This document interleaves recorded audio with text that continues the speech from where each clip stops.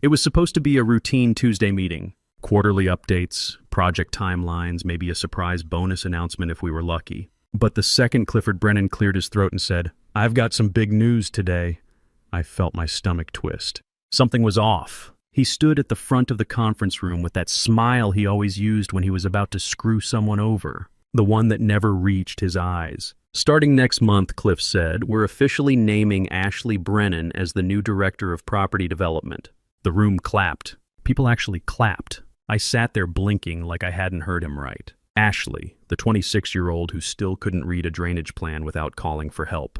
"My name is Greg Palmer. I'm 47, I live in Mesa, Arizona. And for the last 5 years, I've been running Apex Development's field operations. Site evaluations, zoning meetings, contractor disputes, all of it. I was the one chasing down permits while Ashley was still in business school. And just 3 months ago, Cliff introduced her as a market analyst who was here to learn the business. I clapped too. Robotic, hands moving on their own like I wasn't even in my body.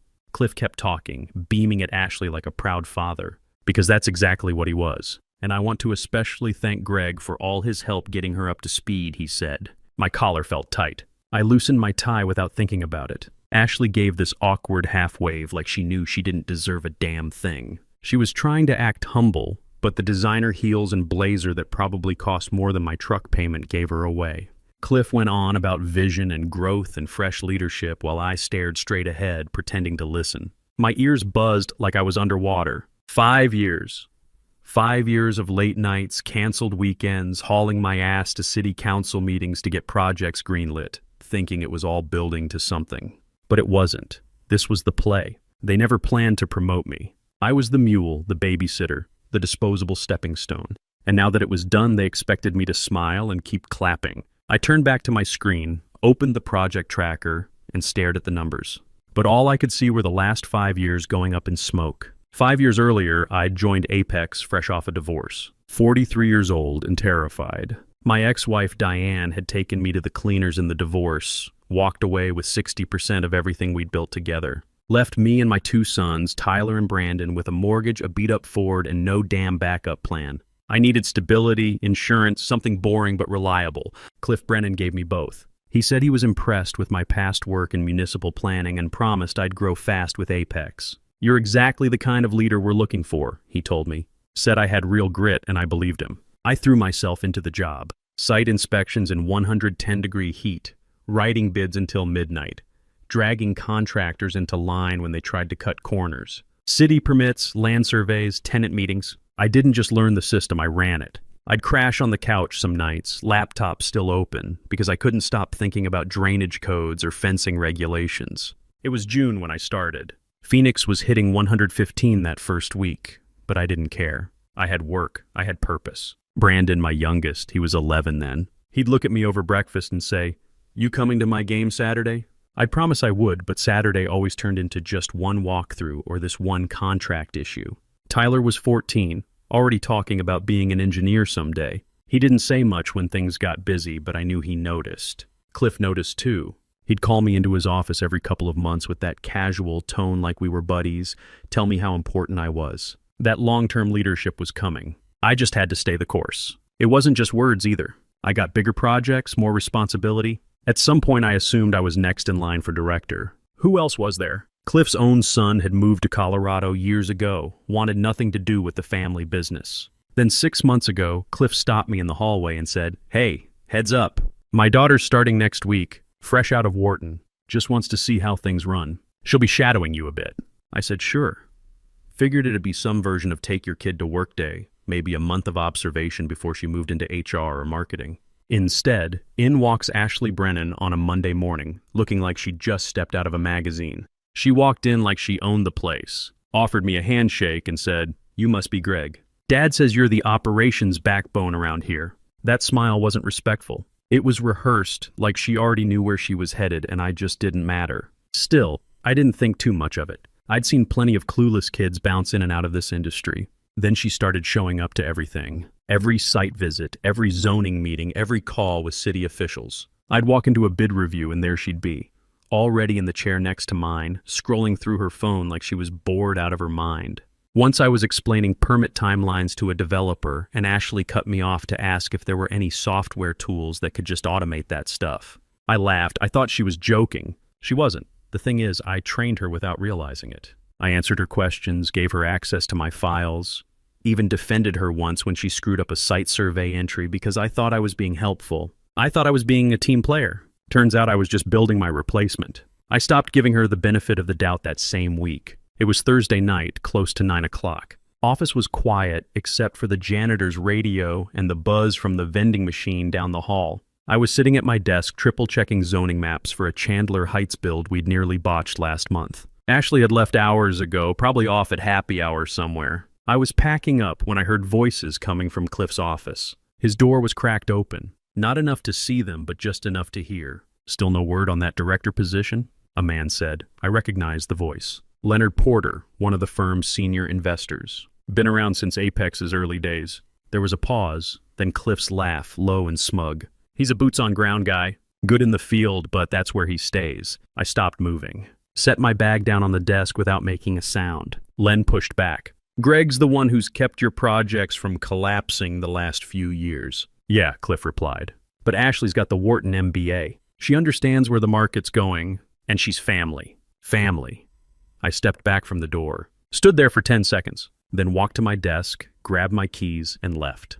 Didn't say goodnight to anyone. That night, I sat in the garage with the door open, letting the desert night cool things down. Had a glass of whiskey and called Tony Rizzo, an old contractor buddy I'd worked with for years. "Tony," I said, "you ever feel like the work you do doesn't matter to the people signing the checks?" He laughed. "Every damn day, Greg." "Why?" "Just confirming I'm not crazy." "You're not. You thinking about making a move?" "Maybe." "Good. You've been overdue." But that Tuesday morning, sitting in the conference room watching Cliff hand Ashley her leather folder, all those promises turned to dust. The applause died down. People went back to their desks. I stayed in my chair for a minute, staring at the wall. Then I stood up, walked to my desk, opened Word, and typed 3 lines. No fluff, no tears, no room to twist it later. Effective 2 weeks from today, I resign from my position at Apex Development Group. Gregory Palmer. I printed it, signed it, and walked it straight to Cliff's office. He was still grinning when I knocked. "Hey, Greg, just in time. I'm resigning." I dropped the letter on his desk. Effective 2 weeks from today. His smile twitched, froze, then dropped.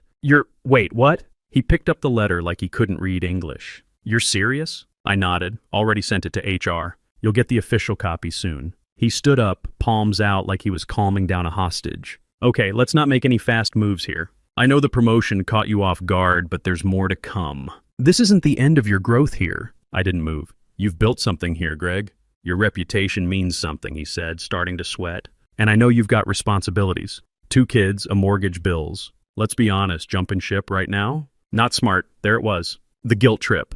I'd been waiting for it. "I'm aware of my finances," I said, "and I'm not jumping anywhere. I'm walking calmly." Cliff stepped around the desk. "Look, how about this? We create a new title for you. Senior Project Director. Same pay, maybe a bump in 6 months. You'd report to Ashley, sure, but you'd have full oversight of no." He blinked. "Just like that?" "Just like that." He sat back down, slower this time. "If you leave like this, I can't promise glowing references. You've built your whole network under my firm. That's proprietary knowledge. It wouldn't look good." I tilted my head. "You threatening me?" He held up his hands. "I'm trying to protect you from burning a bridge. The bridge is fine. I'm just not on it anymore." We sat there in silence for a few seconds. Finally, he leaned forward and said, "You trained her. She still needs you." I smiled. "I'll finish out my 2 weeks. I'll even make sure Ashley doesn't crash the entire Chandler Heights project. But after that, you're on your own." His jaw clenched. He looked like he wanted to throw something. I walked out of his office and closed the door behind me. Didn't slam it. Didn't look back. Just went straight to my inbox and started cleaning house. Monday morning, I walked in like any other day. Coffee in one hand, badge on my hip, ready to wrap up my final 2 weeks. Ashley was already at my desk, or trying to be. She had 3 monitors pulled up, 2 legal pads covered in messy notes, and a face that looked like she hadn't slept. "Hey," she said, voice tight. "Do you have a second? I think something's off." I didn't sit, just looked over her shoulder. Spreadsheets, budget reports, projected costs versus actuals, and a giant red cell blinking in the corner of one screen. "Wait," I said, pointing. "Is that the city compliance deadline for the Peoria site?" "I think so," she said. I don't know, it came up in a contractor email this morning. That was due last Friday, Ashley. Her mouth opened, then shut. That triggers a late penalty if the paperwork's not submitted by end of business today. But we didn't get the final bid revision from the civil team yet, because you were supposed to approve the drainage spec and send it back to them. She looked up at me like I'd just started speaking Russian. I leaned in and started clicking through tabs. The drainage slope was off by 2%. Doesn't sound like much until you realize that means water pooling against the foundation in monsoon season. The city engineer caught it. We got lucky. This is a two-step fix, I continued. But if we don't get it filed today, it's going to hit our developer partner for an $18,000 fee. Ashley dragged a hand down her face. I didn't even know I was responsible for that part. You're responsible for all of it now, I said. You're not shadowing anymore. I talked her through it. Pulled the bid file from my backup, cleaned up the scope language, flagged the right lines for the civil team, and called their office to make sure it got signed before 3. Ashley just sat there nodding, sweating, occasionally asking things like, "Wait, do we need an environmental report on this one?" I didn't answer that one. By the time I walked back to my own desk, my phone was already ringing. It was Tom Gallagher, senior partner at one of our biggest redevelopment clients. "Greg," he said, "I just got a message from someone named Ashley." "Is that who's taking over for you?" "Yes," he sighed. "We've got a city liaison meeting next Thursday. If I show up and she doesn't know how to navigate those folks, I'm walking out. Just a heads up." I kept my tone neutral. "I understand." An hour later, another one called. Ray Diaz from the commercial team out of Tucson. Same vibe. "We don't want to get stuck teaching your replacement how to do her job." By mid-afternoon, I had 4 messages in my inbox, all from clients asking some version of, "Are you really leaving? And if so, who the hell do we call when things go sideways?" I answered all of them calmly, professionally. But deep down, I saw it clear as day. Cliff didn't just screw me. He set Ashley up for failure. The kid was clueless. No structure, no process, no relationships. She wasn't ready, not even close. She was never supposed to lead. She was supposed to inherit. I leaned back in my chair and watched as the inbox kept pinging. Ashley had the title, but I still had the clients, and they were making it real clear who they trusted. Cliff's assistant popped her head into my office right after lunch. "He wants to see you now." I didn't ask what it was about. I already knew. His door was open, but the second I walked in, he closed it hard behind me. Ashley was sitting in one of the chairs, hunched forward, hands clasped like a kid called to the principal's office. Cliff stood by the window, arms crossed. Didn't offer me a seat. "I've been getting calls," he started, tone sharp. "A lot of calls. Clients saying they're confused about who's running what." I didn't say a word. He turned. "You're poisoning our pipeline, Greg. You're poaching clients while you're still on payroll." "No," I said, "I'm answering their questions. They're calling you because you're encouraging it. They're nervous, Cliff. They've worked with me for 5 years. You shoved them into Ashley's lap with no notice and expected blind loyalty. That's not how trust works." He walked around the desk, getting close. "This isn't about feelings. This is business and it's proprietary. You're taking what you learned here and turning it into leverage somewhere else." I raised an eyebrow. "You're saying I'm breaking some kind of agreement?" He nodded. "I'll have legal draft a cease and desist if I have to." "You're spreading internal processes to third parties. That's confidential." "There's no non-compete in my contract," I said. "No NDA either. Everything I've shared with clients has been about their projects, their deadlines, their concerns. Nothing about Apex's internal operations." Ashley cleared her throat like she wanted to jump in. Cliff snapped, "Stay out of it." Ashley looked down at the floor. I stayed standing steady. "Let's be real clear. I've made no promises to anyone. I haven't solicited a single contract. But if clients decide to leave after I'm gone, that's on you, not me." Cliff leaned both hands on the desk, trying to stare me down. "You think you're irreplaceable?" "No," I said, "I think I'm trusted." "That's different." He opened his mouth, but I cut him off. "And I've kept my word. I'm still here, still finishing out the 2 weeks. Still willing to train Ashley like I said I would." I looked at Ashley. "You need to learn the permit pipeline inside and out. Not just the deadlines, but the why behind them. You also need to stop relying on city officials to spoon-feed you process steps. They expect you to know this stuff already." Ashley nodded, barely looking up. "Yeah, okay." Cliff didn't say anything. I let the silence hang for a few beats, then stepped toward the door. "Let me know when you want to start that training, Ashley. I'll block time this week." I opened the door and walked out without waiting for a response. Behind me, I could hear Cliff mutter something under his breath. And Ashley, she still hadn't moved. By Thursday, I'd had enough of watching the place collapse in slow motion. I booked a long lunch and drove across town to Pinnacle Properties Group. Their office sat on the 18th floor of a sleek glass building in Scottsdale, the kind of place where the elevators didn't rattle and the coffee didn't come from a vending machine. Carmen Reyes was already waiting when I stepped off. Black blazer, sharp boots, and that same no-nonsense energy she'd had since the day I met her at a conference 2 years ago. "Greg," she said, shaking my hand like we were sealing a deal. "Took you long enough." I smirked. Had to finish a few things first. She led me into a bright corner office with a view of Camelback Mountain and a whiteboard packed with active site maps. "I won't waste your time," she said. "We've wanted you here for over a year. You've got the network, the experience, and more importantly, people trust you." She handed me a printed offer sheet. I didn't even have to sit down. Position: Director of Property Development. Salary: $108,000 plus performance incentives. Company vehicle. Full benefits package. Start date as soon as possible. I stared at the number for a second. It was 40% more than what Apex ever paid me. For the same title, Cliff handed Ashley like it was a damn participation trophy. Carmen sat on the edge of her desk, arms crossed. "This isn't charity. You bring value. City connections, loyal contractors, investors who pick up when you call. We're not just hiring you.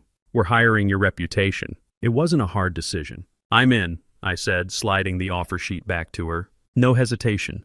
Carmen grinned. "Smart. We've got 3 sites in planning.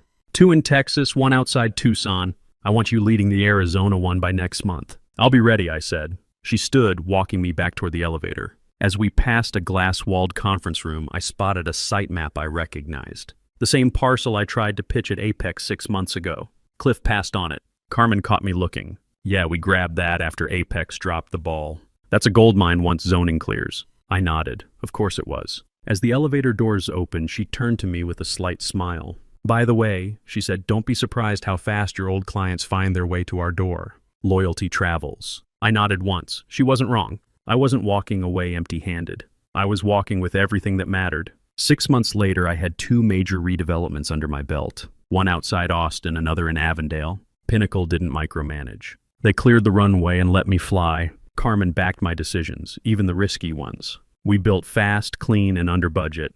Contractors answered my calls. City planners took meetings without delay.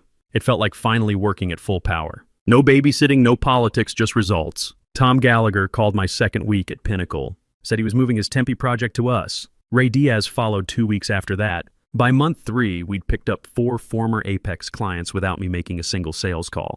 They just found their way over, asking if I had time to handle their work. I did. Brandon was 16 now, a junior in high school. He noticed the change immediately. "You're home for dinner now," he said one night, like he couldn't believe it. "Yeah," I said, "I am." Tyler called from college that same week. He was interning at a civil engineering firm in Tempe, learning the same trade I'd spent 2 decades mastering. "Dad," he said, "my supervisor asked if I was related to Greg Palmer at Pinnacle. Said you're the guy who actually knows what he's doing." I smiled. "Tell him I said thanks." I did. "He wants to grab coffee with you sometime." "Talk shop. I'd like that."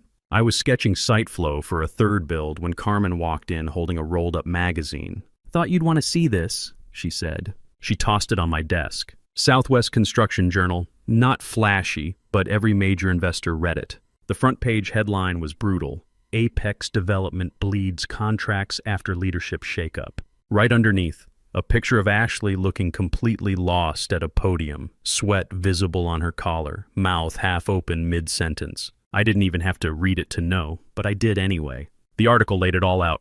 Client walkouts, missed city deadlines, multiple permit rejections. Chandler Heights and Peoria both delayed indefinitely. Contractors pulling out due to payment irregularities and lack of communication. Cliff had been pushed out after an investor revolt led by Leonard Porter. Ironic, considering Len had been in that office 6 months ago talking about Ashley's MBA. Ashley resigned 2 weeks later after a disastrous public city council meeting where she fumbled a Q&A session and misquoted local zoning law on live stream. The video went semi-viral in industry circles. Not the kind of attention anyone wants. I stared at the photo for a long moment. The kid looked like she wanted to disappear. Carmen sat across from me, arms folded.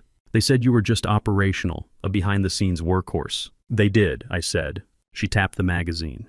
"Turns out you were the glue." I nodded once, didn't need to say more. The next day, my phone started buzzing. Nicole Huang, a former Apex project manager, the good one who actually knew her stuff, asked if we were hiring. I sent her to Carmen's office myself. She started 2 weeks later. Later that week, one of our current contractors forwarded me an email from a client I'd handled at Apex. The guy was asking if I was at Pinnacle now and if we'd be open to a meeting about a commercial development in Surprise. We were. We got the contract. Carmen grinned when I told her. You didn't burn the bridge, she said. You just made the traffic go your direction. By the end of the month, 3 more ex-Apex employees had reached out. 2 found work elsewhere. 1 we hired as a site coordinator. The firm I'd helped build from the dirt up was eating itself alive, and the people inside were clawing their way out.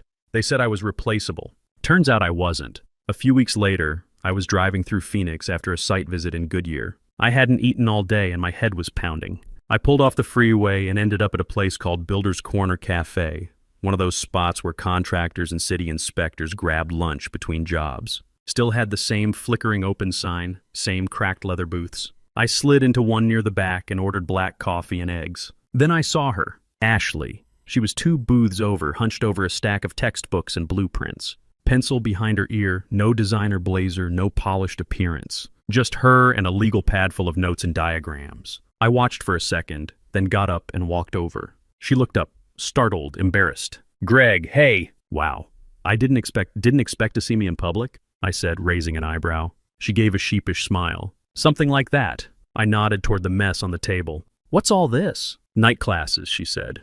Construction management. Started a few weeks ago. I'm working full-time during the day, too. Entry-level project coordinator at a small firm in Tempe. Learning the stuff you thought you could skip? She chuckled once, but there wasn't any fight in it. Yeah, turns out there's a lot I didn't know. I thought I could fake it till I made it, but faking it just cost people money. Or $18,000, I said. She nodded. Yeah, that too. There was a long pause. She didn't look up right away. Then she said, thanks for not throwing me to the wolves. You could have wrecked me during those 2 weeks, but you didn't. I shrugged. Wasn't my job to ruin you. Wasn't my job to save you either. I get that now. I looked down at her notebook. Real formulas, real specs, nothing easy. Structural load calculations, drainage ratios, the kind of stuff you can't bullshit your way through. I respect that you're doing the work now, I said. It'll take time, but it'll stick. She smiled, small and genuine. That means a lot coming from you. I tapped the table twice and turned to leave. On the way out, I paid both our tabs. Just before I hit the door, I turned back and said, you're doing it right this time. That matters. She didn't argue. She just nodded. I stepped out into the hot Arizona sun, slid on my sunglasses, and got in my truck. My phone buzzed. Text from Tyler. Dad, you free Saturday? Want to hit some golf balls and talk about my internship. They might offer me something after graduation. I texted back, let's do it. Then I drove home. Brandon would be there, probably doing homework at the kitchen table. Maybe I'd grill some burgers, sit outside while the desert cooled down, and just be present for once. 5 years ago, I thought I was building something at Apex. Turns out I was just building someone else's empire. But now I was building my own. And the people who mattered were still there. That was enough.